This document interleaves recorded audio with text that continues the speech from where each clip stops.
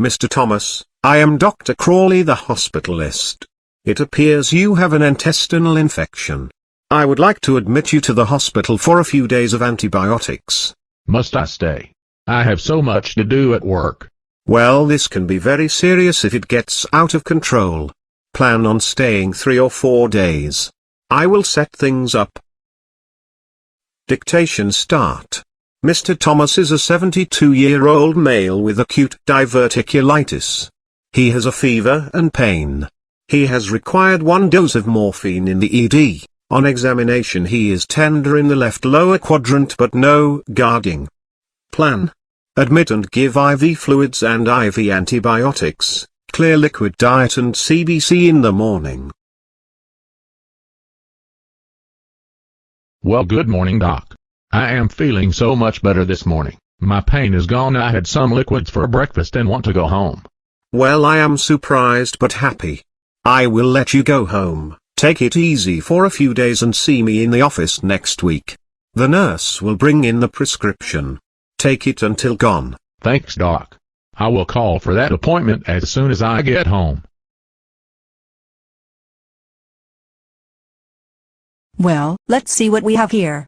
Another 1-day inpatient stay, acute diverticulitis with fever and tenderness and need for IV narcotics. But he went home the next day. Looks like an unexpected recovery. I will send it off to Accredited for review.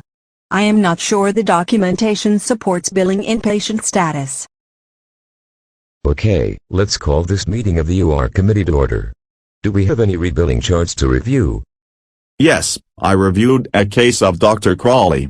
Record number 34235595.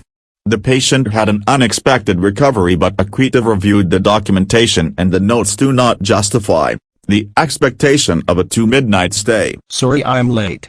I had to fight with the medical director at Aetna to get authorization to order an aspirin for a patient. Aetna, oh the troubles I have had with them. Almost as bad as UHC. So back to my case. I agree with Accredited. The H&P lacked complete documentation. I have talked to Dr. Crawley and he agrees with rebilling Part B on this case. Well then, Accredited recommends rebilling and we have reviewed by 1 member of the UR committee in concurrence of the attending so it can rebill Part B. I will go ahead and send the form letter to the patient today and notify the billing office. I will also schedule time to meet with Dr. Crawley to discuss his documentation.